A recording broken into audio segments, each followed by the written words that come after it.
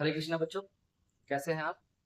आशा करते हैं अच्छे होंगे और मन लगा के पढ़ रहे होंगे। जैसा कि बच्चों हम अपनी क्लास में चल रहे थे सिंधु घाटी सभ्यता। तो आज लगभग जो मैं बात कर रहा था, जैसे आपसे बता रहा था, उसी क्रम को आगे बढ़ाते हुए हम चल रहे हैं। और मैंने आपको अब से पहले जो पढ़ाया था वो बीच में एक डिफरेंट टाइम लाइन पढ़ानी थी, यानी कि जियोलॉजिकल टाइम स्केल। जब मैं ज्योग्राफी पढ़ाऊंगा उस समय भी मैं इसका जिक्र करूंगा, जियोलॉजिकल टाइम स्केल का। लेकिन वो जियोलॉजिकल टाइम स्केल मुझे ऐसा लगा कि एक बार उसे यहाँ भी फैक्चुअल पॉइंट में कवर करना चाहिए, तो मैंने यहाँ भी पढ़ाया। जैसे कि अब आपको ये समझ में आया होमोसेपियंस किस काल में आए थे, जैसे आपको पता चला डायनासोर किस काल में आए थे, जैसे आपको पता चला अरावली पर्वत क्षेत्र किस समय का है, जैसे आपको पता चला हिमालय माउंटेन किस क्षेत्र का है ना। तो अब जब मैं सिकंदर का आक्रमण भारत में करवाऊंगा तो मुझे जगह का नाम लेना पड़ेगा। जब मैं जगह का नाम लूंगा, अरावली क्षेत्र का नाम लूंगा, तो आपको समझ में आएगा कि यार ये तो हमने पढ़ लिया है, ये इस समय के है। इसलिए मैंने इस टाइम जोन को यहाँ पे समझाया आप लोगों को। कभी आप ये लगे कि यार हिस्ट्री पढ़ा रहे थे, टाइम जोन क्यों पढ़ा दिए? इसलिए टाइम जोन पढ़ाया कि जब मैं आपको वनस्पतियों के बारे में जैसे कोई बात करूं कि कोयले की खान यहाँ पे मिली है, तो आपको समझना है कोयले की खान कार्बोनिफेरस युग की बनी है ना। इस तरीके से आपको पता चलना चाहिए कि हमारा एक भी पॉइंट जो होता है क्वेश्चन वो गलत नहीं होना चाहिए, है ना। जब मैं हिम युग की बात करूं, जैसे मैं आगे आगे सभ्यताओं में आगे चलाता जाऊंगा, मौर्य साम्राज्य आता चला जाएगा, जहां जहां पे टाइम स्केल आएगा तो मैं वहां पे डिस्कस करूं, तो आपको ये समझ में आए। इसलिए मैंने आपको टाइम जोन पढ़ाया। ठीक है, आज जो हम बात कर रहे हैं वो हमारी सिंधु घाटी सभ्यता का। लगभग आप ये माने कि अब ये हमारी एंड क्लास से 2 क्लास पहले, मतलब समझे। इसके बाद में और 2 क्लास लूंगा और सिंधु घाटी सभ्यता फिनिश हो जाएगी। आज हम हड़प्पाई लोगों के जीवन के बारे में जान रहे हैं। इनका जीवन कैसा था, कैसा इनका आर्थिक जीवन था, कैसा इनका राजनीतिक जीवन था, कैसा सामाजिक जीवन था, कैसा धार्मिक जीवन था। आप समझिए, जब कोई सभ्यता है तो आप भी अपने जीवन को टटोलो तो आपको पता चलेगा कि आप किस धर्म को मानते हैं, आपका आर्थिक स्ट्रक्चर कैसा है, राजनीतिक स्ट्रक्चर यानी कि पॉलिटिकल बैकग्राउंड कैसा है आपका, है ना, राजनीति में आपका क्या हस्तक्षेप है, और आपका धर्म कैसा है, आपका आर्थिक मतलब आपका व्यापार कैसा है ना, और आपका सामाजिक जीवन कैसा है, जैसे यहाँ पे कि आप किस प्रकार के समाज में रहते हैं, आपका खाना पीना क्या है, आपका पहनना क्या है ना, किस तरीके से समाज में रहते हैं। तो इसी प्रकार हम इस सभ्यता के बारे में भी जानते हैं कि इस सभ्यता के लोग कैसे खाते पीते थे, कैसे पूजा करते थे, कैसे राजनीतिक स्ट्रक्चर था, कैसे व्यापार करते थे, व्यापार में किस चीज का यूज करते थे, इन सबको हम बात करते हैं। तो आज जो है हमारी ये क्लास, लगभग आप माने ये क्लास 2 भाग में कवर हो पाएगी, क्योंकि बड़ी क्लास है। तो शायद 30 मिनट की आज हो पाएगी, 30 मिनट की कल हो पाएगी। उसके बाद में आपका कुछ नहीं बचेगा, सिंधु घाटी सभ्यता का पतन तक मैं कल पतन पे आ जाऊंगा, पतन हो जाएगा इस सभ्यता का। उस पतन के बाद में मैं आप लोगों को इसके फैक्चुअल पार्ट जो है सिर्फ वो समझाऊंगा कि कौन सी चीज कहाँ पे आ रही है ना। तो सिर्फ फैक्चुअल पार्ट है। अब हमारा लगभग लगभग इस पे पूरी पकड़ बन जाएगी अगर आप ध्यान से समझेंगे। तो आज इसे पढ़ाने के बाद मेरी जितनी पहले क्लासेस हैं आप उन सबका एक बार रिवीजन करना, तो आपको सब समझ में आ जाएगा कि सिंधु घाटी सभ्यता नगरीय सभ्यता थी, लोग कैसे थे, समाज कैसा था, किसकी पूजा करते थे, ये सब आपको समझ में आ जाएगा आज क्लास के बाद। ठीक है, स्टार्ट करते हैं ना ज्यादा बात करते हुए। तो हम देखते हैं हड़प्पाई लोगों का जीवन। ठीक है, ये आपको बिल्कुल सही दिख रहा होगा ना। ठीक है, तो हड़प्पाई लोगों का जीवन देखते हैं बच्चों। सबसे पहला आता है इसका सामाजिक जीवन। तो सामाजिक जीवन पे मैं बात करता हूँ कि किस तरह से सामाजिक जीवन देखते हैं। एक बार इसे देख लेना आप लोग, कि आपको सही दिख रहा है क्या? देखना शुभम, जरा सही दिख रहा है क्या एक बार? जी भैया।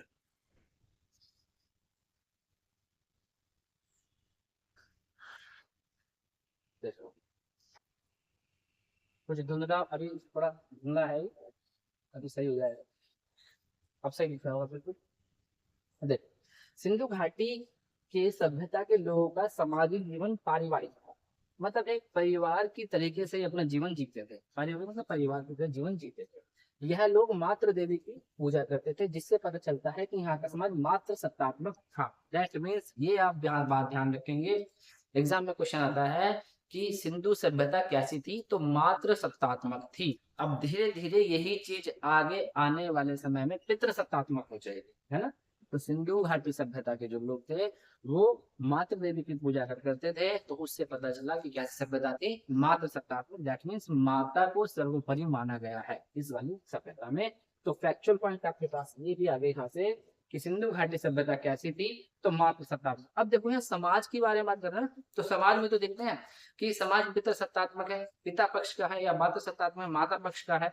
तो समाज में बात कर रहे हैं तो सामाजिक चीजें देखेंगे कि उसका व्यवहार कैसा था समाज में, वो बातचीत कैसे करते थे समाज में, वो कैसा पहनते थे समाज में, क्या खाते पीते थे समाज में। अब जैसे कोई सोचो मछली खाता है, तुम नहीं बोलते तो मछली खाने वाला समाज है। कोई शाकाहारी, तुम कहते ना शाकाहारी समाज है, तो खाने से पहनने से तो इनका समाज अलग है। हम पहनने से, खाने से, बोलचाल से, इन भाषाओं से हम समाज को कैटेगराइज करते हैं।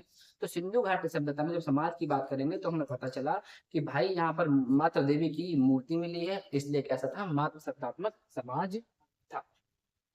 समाज में विद्वान, योद्धा, व्यापारी, श्रमिक लोग सभी रहते थे। समाज में विद्वान भी थे, है ना, योद्धा भी थे, श्रमिक भी थे। इस तरीके से देखो, विद्वान मैंने बताया था पुरोहित जो होते थे, है ना, एक मूर्ति भी दिखाई थी विद्वान की, पुरोहित यानी कि उच्च शासक वर्ग के रहते थे। फिर श्रमिक भी लोग थे जो खेती काम करते थे, है ना, और साथ में योद्धा भी लोग थे। आपको मैंने बताया था, है ना, कि पश्चिम में एक टीले का निर्माण कराया था, एक दुर्ग का निर्माण कराया था कि कोई बाहर से शक्ति आगे आक्रमण ना कर दे, तो योद्धा भी होते थे। तो सिंधु घाटी सभ्यता में सभी प्रकार के लोग थे, योद्धा भी थे, व्यापारी, श्रमिक सभी रहते थे। इन घरों के आधार पर इनकी आर्थिक विषमता का पता चलता है। इनके घरों के आधार पर, दैट मीन्स जैसे इनके घर थे, सिंधु घाटी सभ्यता के घर थे, कुछ ऊंचे दुर्ग थे, है ना, तो कुछ नीचे समतल मैदान में थे। तो इनके घरों के हिसाब से पता चलता था आर्थिक स्थिति। दैट मीन्स जो ऊंचे दुर्ग में रहते थे वो आर्थिक तौर पे, पैसे के तौर पे, खाने के तौर पे, इन तौर पे वो संपन्न थे। तो उनके घर ऊंचे होते थे तो पता चलता था ये शासक वर्ग के हैं। और जो श्रमिक लोग होते थे जो उन शासकों के अधीन कार्य करते थे तो उनके घर निचले होते थे। तो ऊंचे और निचले घर से पता चलता था इनकी आर्थिक विषमता है। दैट मीन्स कि ये ऊंचे हैं और ये नीचे हैं, है ना, उनके पास ज्यादा चीजें हैं और नीचे वालों के पास कम चीजें हैं। तो इनके घरों से उनकी आर्थिक समानताएं पता चलती थी। ठीक है, ये वाला पॉइंट हो गया हमारा। इस सभ्यता के लोग सूती और ऊनी वस्त्र पहनते थे। जब मैं समाज की बात कर रहा हूँ, अभी तो बताया पहनावे से ही तो पता चलता है कि समाज कैसा है, खान पीन से पता चलता है समाज कैसा है। तो उन सब चीजों को हम डिस्कस कर रहे हैं। पूछा जाएगा कैसे कपड़े पहनते, तो सूती और ऊनी दोनों, दैट मीन्स गर्मी और सर्दी दोनों की चीजों को ये भांप चुके थे और उस चीज के अनुसार अपने जीवन को ढाल रहे थे। तो सूती और ऊनी दोनों वस्त्र पहनते थे। साथ ही शाकाहारी भी थे और मांसाहारी भी थे। मैंने बताया था कि शाकाहार मांसाहार इनके आधार पर पता चलता है। तो शाकाहारी भी थे और मांसाहारी भी थे। तो सामाजिक जीवन क्या सवाल, सूती ऊनी वस्त्र पहनने वाला, शाकाहार मांसाहार दोनों, यानी शाकाहार पे भी डिपेंड करते थे और मांसाहार पे भी डिपेंड करते थे। क्लियर हुई है बच्चों बात आपको, है ना। ठीक है, आगे देखते हैं इसमें, नोट करते चलना इन चीजों को और नोट्स बना के पढ़ना। जो बच्चे पढ़ रहे हैं रेगुलर वो मुझे आंसर करते हैं, बहुत अच्छा लगता है मेरे को। उन्हीं के लिए चीजें बन रही है, उन्हीं के लिए चीजें बन रही है। मानो सिलेक्शन सबके नहीं आते भाई, जो मेहनत करता है ना सिलेक्शन उसके आते हैं, है ना। तो जो मेहनत कर रहा है उनके लिए मैं बहुत अच्छे ढंग से पढ़ाता हुआ चल रहा हूँ इन चीजों को। जब मैं ज्योग्राफी पढ़ाऊंगा आप देखना कोई डाउट नहीं रहने। और अभी तो ये स्टार्टिंग है, अभी तो ये स्टार्टिंग है। सिंधु घाटी सभ्यता जो बोरियत लगती है, मैंने इसे भी इंटरेस्टेड बनाने की कोशिश करी है, आपको इमेज वगैरह दिखाकर और कहानियां बताकर थोड़ा इंटरेस्टिंग बनाने की कोशिश करी है। जब आप आधुनिक पढ़ेंगे, जब आप मेडिवल पढ़ेंगे, जब आप मौर्य पढ़ेंगे, तब देखना इंटरेस्ट को कैसा जाएगा आप लोगों का, है ना। तो यहाँ समझे। अब मनोरंजन के लिए चौपड़ और पासा खेलते थे, तो इनके मनोरंजन के साधन थे खेलने के, चौपड़ और पासा। गणित, माप तोल, धातु निर्माण, ग्रह नक्षत्र की जानकारी भी रखते थे। यानी कि सिंधु घाटी सभ्यता के लोग जो थे उन्हें गणित की जानकारी भी थी, माप तोल की जानकारी भी थी, धातु निर्माण भी सीख गए थे। मैंने बताया था ना आपको, एक तो मोम विधि बताई थी, कांस्य की मूर्ति बनाना, धातु का निर्माण करना, पहले सब आ गया था। माप तोल में ये 16 के गुणज में बाट का यूज करते थे, 16 16 दूनी 32, है ना, 16 3 48, 16 चौका 64, इस तरीके से माप तोल का यूज करते थे। इन वाली चीजों को ना मैंने कि 16 का माप तोल का यूज करते थे, इन्हें मैंने फैक्चुअल पॉइंट में रखा है।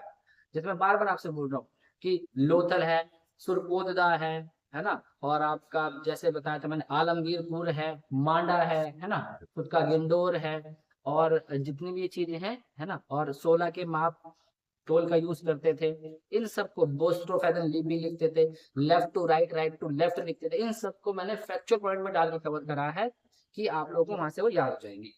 तो गणित, मापतोल, धातु निर्माण, ग्रह नक्षत्र की जानकारी भी लोग रखते थे। यह लोग शांति प्रिय ज्यादा थे, मतलब युद्ध में ज्यादा विश्वास ये नहीं करते थे, शांति प्रिय थे, युद्ध नहीं चाहते थे सिंधु घाटी सभ्यता के लोग। तो ये हुआ उनका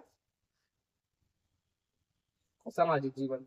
तो एक बार फिर देख लें, एक बार फिर देख लें सामाजिक जीवन, फटाफट से स्क्रीनशॉट लें।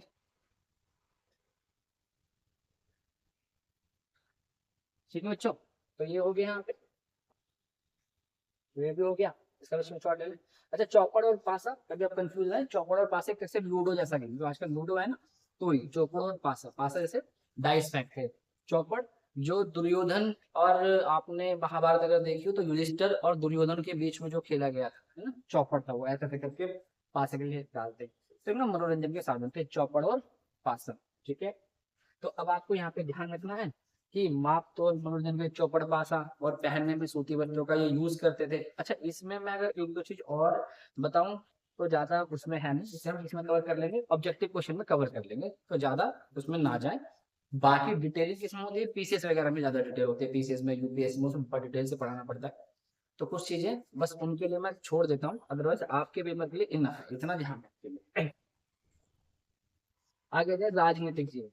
अब राजनीतिक जीवन कुछ इसमें दिखता नहीं है ना, राजनीतिक जीवन का कोई ज्यादा इसमें साक्ष्य वाक्ष्य मिलते नहीं है, तो उसके चक्कर में आपको पढ़ना भी नहीं है।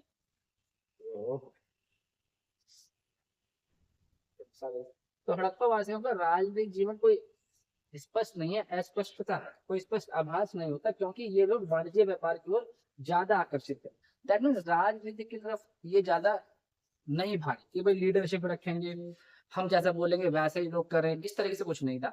मेन क्या था, ये किसमें रहे, वाणिज्य और व्यापार को इन्होंने आकर्षित रहे, मतलब व्यापार कैसे करेंगे, दूसरे लोगों से मिलेंगे तो अपनी खेती कैसे बढ़ेगी, है ना, जो अधिशेष होगा उसको कैसे हम बाजार में जाकर बेच सकते हैं, तो उस पर ज्यादा आकर्षित रहते थे, वाणिज्य और व्यापार पे ज्यादा। राजनीतिक जीवन में इनका कोई हस्तक्षेप नहीं रहा, मतलब कुल मिलाकर राजनीतिक में ज्यादा कोई हस्तक्षेप नहीं दिखता है, मेन दिखता है वाणिज्य और व्यापार।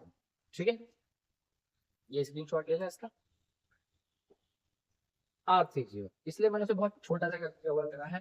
अब आप समझो, आपसे कोई पूछे वहां का धर्म कैसा था, सॉरी वहां का समाज कैसा था, तो आप बताएंगे मात्र सत्तात्मक। तो समाज में गेम कैसा था, चौपड़ पासा। वस्त्र कैसे थे, सूती और ऊनी दोनों, है ना। और किन किन चीज का यूज करते थे तो समाज में, नक्षत्र का ज्ञान था उन्हें, नक्षत्र का ज्ञान था, गणित का ज्ञान था, माप तोल का ज्ञान था, है ना, इन सब चीज का उन्हें ज्ञान था। तो इस तरीके से हमें उनका समाज दिखता है, शाकाहार मांसाहार दोनों थे सामाजिक जीवन उनका। फिर आर्थिक जीवन में कोई स्पष्ट जानकारी नहीं है, व्यापार और वाणिज्य पे ध्यान देते थे। जब व्यापार वाणिज्य पे ध्यान देंगे तो हमारा समझो आर्थिक जीवन बेटर हो जाएगा, इसलिए आर्थिक जीवन में हम उनकी चीजों को पढ़ना शुरू करते हैं।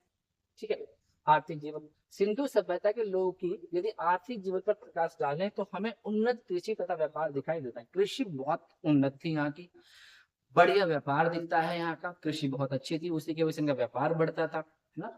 और कृषि में इन्होंने जो हल का यूज करा था वो लकड़ी के हल का यूज कर लिया था इन लोगों ने। ठीक है, क्योंकि मैंने बताया था जो लोहे का आविष्कार था वो तो लगभग आपको 1500 के बाद, यानी 1500 ईसा पूर्व के बाद 1000 ईसा पूर्व के आसपास देखेगा। तो सिंधु घाटी सभ्यता के लोगों को लोहे का ज्ञान नहीं था, इन्हें धातु में तांबा कांसा इनका ज्ञान हो चुका था। ठीक है,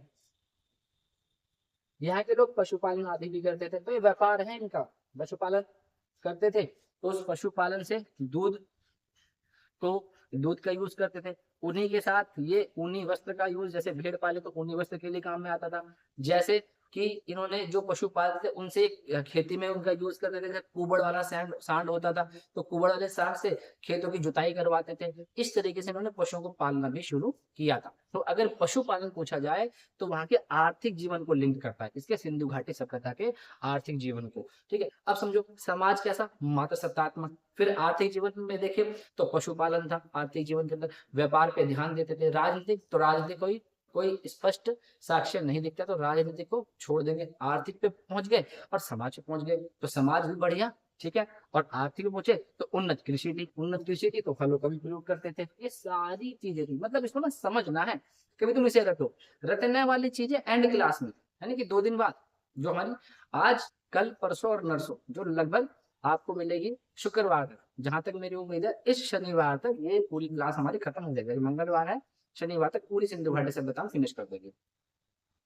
सिंधु सभ्यता के लोगों का व्यापार मेसोपोटामिया के साथ सबसे उन्नत था। वेरी वेरी इंपॉर्टेंट, मेसोपोटामिया, ठीक है। मेसोपोटामिया के साथ इनका जो जीवन था वो बड़ा उन्नत था, तो ये हमें ध्यान रखना है मेसोपोटामिया के बारे में कि इनका व्यापार सबसे ज्यादा किसके साथ था, मेसोपोटामिया के साथ था। इसमें एक चीज और है, मैं उसको एक बार कंफर्म कर देता हूँ। हाँ, जो मेसोपोटामिया की जो सभ्यता है ना, ये इराक में विकसित हुई थी। ध्यान रखेंगे, मेसोपोटामिक सभ्यता कहाँ विकसित हुई थी, इराक में। यानी कि इनका जो व्यापार था सिंधु घाटी सभ्यता के लोगों का, वो ज्यादातर व्यापार किसके साथ था, हमारा मेसोपोटामिया के साथ था, ठीक है, उन्नत था इसके साथ। आगे देखते, आगे भी आर्थिक जीवन नहीं बता रहे हैं इनका। और मेसोपोटामिया ध्यान रखना इराक में विकसित हुई थी। मेसोपोटामिक सभ्यता कहाँ विकसित हुई थी, इराक के आसपास के क्षेत्र में, वहां मेसोपोटामिया।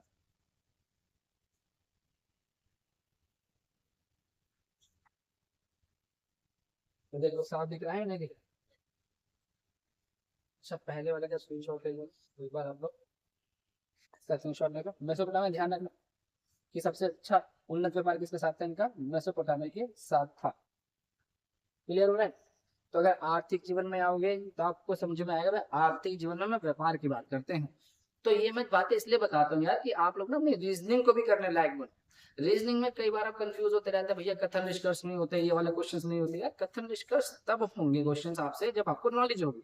और नॉलेज कैसे बनेगी, इस तरीके से बनेगी कि समाज की बात कर रहे हैं तो समाज में देखो ना कि समाज में बोलचाल की भाषा देखी जाती है, खान पीन देखा जाता है, वस्त्र देखे जाते हैं, है ना। तो ये समाज में अगर आर्थिक जीवन पूछे तो आप व्यापार को देखोगे, है ना। पशुपालन को आपने देखा, यानी किस तरीके से उनके जीवन में पैसा आएगा और उस पैसे से कैसे बदलाव है और पैसा कैसे कैसे आता है, वो आर्थिक जीवन से लिंक होता है। तो ये आर्थिक जीवन बात चल रही थी। तो आर्थिक जीवन में व्यापार किसके साथ होता था, मेसोपोटामिया के साथ इनका व्यापार होता था। मेरे हिसाब से आज थोड़ी स्पीड मेरी तेज हो गई होगी, मैं थोड़ा स्पीड को डाउन कर देता हूँ, फिर बढ़। स्क्रीनशॉट ले लिया इसका, आगे आ जाओ। आगे देखो, सिंधु सभ्यता जिसे मेलुआ के प्रमुख बंदरगाह, सिंधु सभ्यता को मेलुआ भी कहते थे।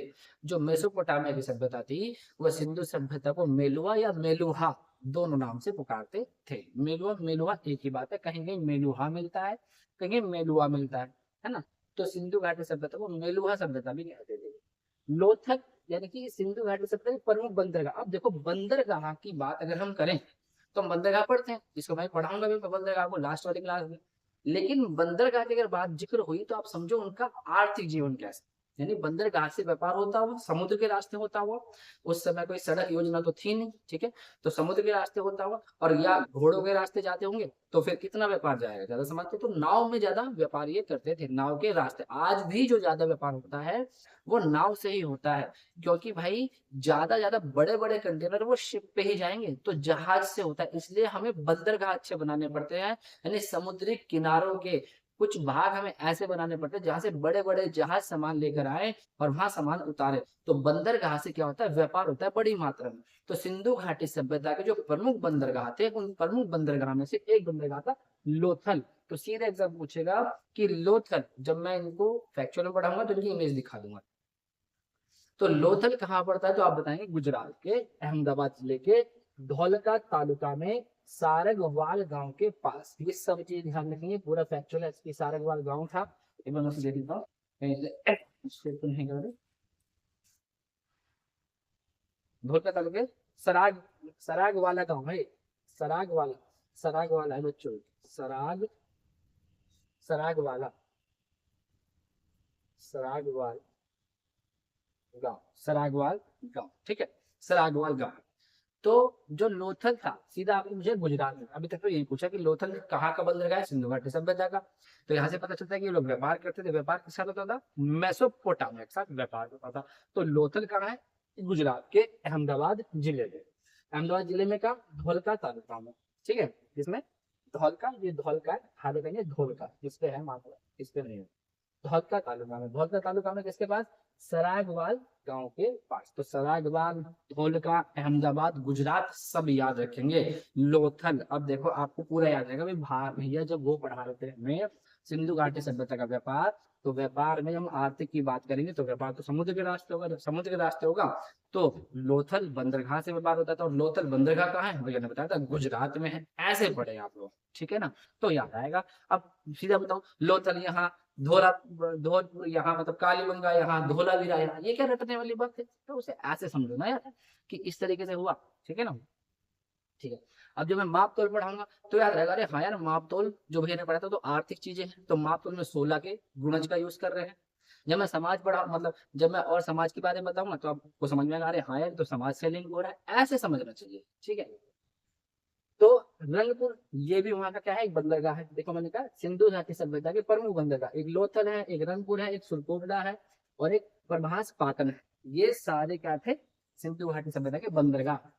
लोथल, रंगपुर, सुरकोटड़ा और प्रभास पाटन। रंगपुर गुजरात के काठियावाड़ जिले में है, सुरकोटड़ा गुजरात के कच्छ जिले में है, प्रभास पाटन गुजरात के सोमनाथ के वेरावल में स्थित है। तो ये चारों वहां के प्रमुख बंदरगाह थे, आपको याद रखना है। चारों चार, लोथल, रंगपुर, सुरकोटड़ा और प्रभास पाटन, सभी गुजरात में, सभी तो कंफ्यूज होना ही नहीं पेपर में, सभी गुजरात में। लोथल, रंगपुर, सुरकोटड़ा, प्रभास पाटन, लोथल, रंगपुर, सुरकोटड़ा, प्रभास पाटन, सब गुजरात में। बस मेन में ये ध्यान रखेंगे, ये कच्छ में है, ये सोमनाथ के पास है और ये काठियावाड़ में है, और पहला वाला अहमदाबाद जिले में है, ये याद रखेंगे। अगर सिंपल पूछा कहाँ तो एग्जाम एग्जैक्ट हो जाएगा गुजरात में, लेकिन हटके अगर पूछना चाहा उसने कि गुजरात में कहा तो काठियावाड़, गुजरात में कहा कच्छ, गुजरात में कहा सोमनाथ के पास, गुजरात में कहा अहमदाबाद जिले में, ये भी मैंने आप लोगों को कवर कर दिया। याद रखेंगे बच्चों, इसे ध्यान से, अच्छा बिल्कुल याद रखना है। अब मैं आपको जब मैं परसों या लास्ट क्लास पढ़ाऊंगा तो इन सभी बंदरगाह के आपसे मैं नाम पूछूंगा, ठीक है। आगे आते हैं, आर्थिक जीवन। आर्थिक जीवन बड़ा है इसलिए, अब देखो मैंने वहां पे बताया था ना कि आर्थिक में व्यापार करते थे, जब व्यापार करेंगे तो व्यापार में किस चीज का यूज करते थे, तो वही है कि यहाँ के लोग, एक बार देखो सही दिख जाएगा, देखो मोबाइल में, तो मोबाइल में डालने में देखो, ठीक है बच्चों। अब यहाँ के लोग नाप तोल के लिए 16 गुणांक का प्रयोग करते थे। अब ये देखो, इसको मैं फैक्चुअल पॉइंट में बताऊंगा और मैं ये बता रहा हूँ, 16 गुणांक का प्रयोग करते थे, है ना। तो यानी कि जो बाट का यूज करते थे, ये बाट का तो 16 गुणज में, जैसे 16 का, 64 का, 160, 320 आदि घनाकार बाट मिले हैं। तो कैसे बाट मिले हैं कि घनाकार, जो बाटों की शेप होती है घन के आकार, यानी क्यूब के आकार के बाट यहाँ पे मिले हैं। कांसे का डंडा मिला है, यहाँ पे कांसे का डंडा मिला है माप तोल के, और उस कांसे के डंडा, जैसे आपका स्केल होता है ना, स्केल ऐसे डंडा मिला है जिसपे निशान लगे रहते थे कि यहाँ तक का मेजरमेंट हो गया, इस तरीके से। तो कांसे का डंडा मिला है जिस पर मापने के चिन्ह बने हैं। इस सभ्यता के लोग गेहूं, जौ, राई, मटर, तिल, कपास, सरसों की खेती करते थे, इन सब की खेती करते थे।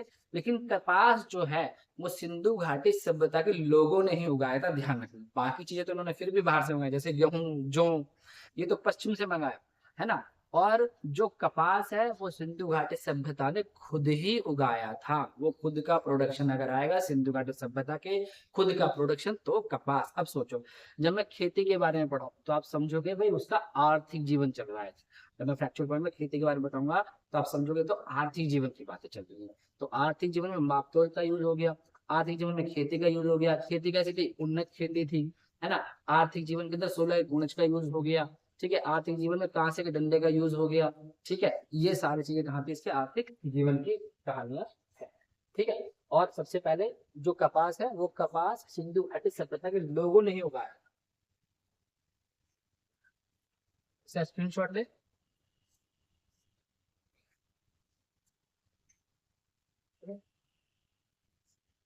अब आगे आते हैं हम आर्थिक जीवन में। देखो ये भी आर्थिक जीवन, मैंने आपसे कहा कि ये बड़ा है। अब यहाँ के जो लोग थे वो जो प्रमुख खाद्यान्न फसल थी उनकी, वो कौन कौन सी थी, गेहूं तथा जौ। जो प्रमुख खाद्यान्न फसल थी वो गेहूं और जौ थी। खेती में लकड़ी के हलों का प्रयोग करते थे, क्योंकि लोहे का ज्ञान था ही नहीं, लकड़ी के हलों का यूज करते थे। याद रखेंगे कि सिंधु घाटी सभ्यता के लोग किस प्रकार के हल का प्रयोग करते थे, तो लकड़ी के हल का प्रयोग करते थे। पशुओं में इन्होंने कुबड़ वाला बैल, भेड़, बकरी, हाथी, भैंस, गाय, कुत्ता, सुअर आदि के बारे में जानकारी मिली है। दैट मीन्स पशुओं में इन सब के बारे में जानकारी मिलती है। कुत्ते के बारे में, हाथी के बारे में, भेड़, बकरी, है ना, सांड, कुबड़ वाले सांड से तो क्या जुतवाते थे, हल जुतवाते थे। तो इन सब की जानकारी यहाँ से मिलती है। तो गेहूं याद रखेंगे, जौ याद रखेंगे, कुबड़ वाला सांड याद रखेंगे, भेड़, बकरी, हाथी, इनके बारे में ध्यान रखेंगे। और गुजरात के निवासी हाथी पालते भी थे, ये भी आप ध्यान रखेंगे। ये क्या चल रहा है, उनका आर्थिक जीवन चल रहा है। ठीक है, स्क्रीनशॉट ले लें इसका भी। मेरे हिसाब से अब तो यार चीजें समझ में आनी शुरू हो गई होंगी कि हम इसके एंड पॉइंट पे चल रहे हैं। जैसे आप लोग कह रहे हो भैया बार बार एंड पॉइंट बोल रहे हैं, भैया क्या करें, जब कुछ चीज दिखते तो मुझे मैं सोचता हूँ इसे भी पढ़ा दूं, इसे भी पढ़ा दूं, है ना। इसलिए कुछ भी छोड़ नहीं रहा, वो सारी चीज कवर कराता हुआ मैं चल रहा हूँ। आगे देखें, है ना। धार्मिक जीवन, देखो धार्मिक जीवन मैंने आप लोगों को पढ़ा दिया, धार्मिक जीवन मैंने आप लोगों को पढ़ा दिया। और इसके बारे में जो कुछ चीजें वहां से बची थी ना, उनकी जानकारी यहाँ पे, क्योंकि धार्मिक में पढ़ाया था ना, अनुष्ठानिक, याद है अनुष्ठानिक पढ़ाया था, तो बस उसके बारे में वो वहाँ मेन चीजें पढ़ा दी थी। जो कुछ बची थी वो यहाँ बता रहे हैं। यहाँ के लोग ईश्वर की पूजा वृक्ष, पशु, मानव तीनों रूपों में करते थे। पॉइंट, यानी पूजा कैसे थी, वृक्ष की भी करते थे, मानव की भी करते थे, और ये पशु की पूजा करते थे, तीनों की पूजा करते थे। कभी पेपर में आया सिंधु घाटी सभ्यता के लोग इनमें से किसकी पूजा करते थे, ऑप्शन में होगा वृक्ष, मानव या पशु, तो तीन। ठीक है, यहाँ के लोग भूत प्रेत तंत्र मंत्र आदि में विश्वास करते थे। सब पे विश्वास हो गया था, भूत प्रेत तंत्र मंत्र सब पे। ठीक है, स्नानागार का प्रयोग धार्मिक नहान व सूर्य की पूजा करने के लिए करते थे। स्नानागार दिखाया था मैंने आप लोगों को, याद करें पिछली क्लास में। और स्नानागार कहाँ से पाया गया है मुझे कमेंट बॉक्स में बताएंगे, ऐसे पता चलता है आप पढ़ रहे हैं या नहीं पढ़ रहे। ठीक है, तो स्नानागार का प्रयोग धार्मिक स्नान के लिए करते थे, साथ ही सूर्य की पूजा करते थे। जैसे स्नान करा, धार्मिक स्नान किया, अब सूर्यदेव की पूजा करेंगे, उसके लिए स्नानागार का यूज करते थे। कालीबंगा से अग्निकुंड से, अब कालीबंगा से अग्निकुंड का साक्ष्य मिला है, जिससे ये अनुमान लगाया जाता है कि अग्नि और स्वास्तिक की पूजा भी की जाती थी। स्वास्तिक में ऐसा चिन्ह रहता है, आपने देखा होगा ये। तो उस अग्निकुंड से अंदाजा लगाया गया कि स्वास्तिक की पूजा करते थे और अग्नि की पूजा करते थे। जो कहाँ से मिला है, कालीबंगा से अग्निकुंड मिला है। पेपर में क्वेश्चन आएगा अग्निकुंड कहाँ से मिला है, तो बताएंगे कालीबंगा से मिला है। ठीक है, और धार्मिक जीवन का ये लास्ट पॉइंट है। इसके बाद जो हमारा बचेगा बच्चों, वह सिंधु घाटी सभ्यता का पतन। तो कल की जो मेरी क्लास होगी वो होगी सिंधु घाटी सभ्यता का पतन के बारे में, है ना। लगभग ये मेरे ख्याल से 25 मिनट की वीडियो हुई होगी या 30 मिनट के आसपास की, है ना। तो देख लेते हैं। अब देखो धार्मिक जीवन में ही आपको पता चल गया, धर्म में ये पशु, वृक्ष और मानव तीनों की पूजा करते थे। ठीक है, अग्निकुंड की पूजा करते थे, अग्निकुंड कालीबंगा से मिला। स्वास्तिक की पूजा करते थे, स्वास्तिक चक्र सूर्य पूजा के प्रतीक थे। मतलब स्वास्तिक जो चक्र था वो ऐसा लगता था कि सूर्य की पूजा ये लोग करते थे। स्वास्तिक चक्र से ये पता चलता है कि सूर्य जो पूजा होती थी सूर्य को समर्पित थी, सूर्य भगवान को समर्पित थी। तो ध्यान रखेंगे भाई, अग्निकुंड मिला, उसमें स्वास्तिक के साक्ष्य मिले, उससे पता चला है इन्होंने कि सूर्य की भी पूजा करते थे। यह पुनर्जन्म में विश्वास करते थे, इसलिए मृतकों के साथ कुछ ना कुछ दफनाते थे। जैसे हमने आपको पाषाण युग में भी बताया था, और यह भी बताऊंगा जब मैं क्लास करूंगा इसमें। तो पुनर्जन्म में विश्वास करते थे, ध्यान रखें। क्या सिंधु घाटी सभ्यता के लोग पुनर्जन्म में विश्वास करते थे, तो आप बताएंगे बिल्कुल करते थे। ठीक है, हड़प्पा से मर्ण मूर्ति। अब मर्ण मूर्ति मैंने पढ़ा रखी है, कमेंट में बताएंगे मर्ण मूर्ति क्या होती है। पक्का आपसे देखेंगे किसने सही आंसर करा है। मर्ण मूर्ति में एक पूजा, मतलब एक मर्ण मूर्ति मिली है जिसमें बताया गया गर्भ से एक पौधा निकला हुआ दिखाया गया है। यानी कि मर्ण मूर्ति एक पाई गई है, और उस मर्ण मूर्ति में क्या दिखाया है कि गर्भ से, क्या चला गया इसमें एक चीज, हाँ, इसमें एक, मतलब एक ऐसी मूर्ति बनाई है जिसके गर्भ से एक पौधा निकलता हुआ दिखाया गया।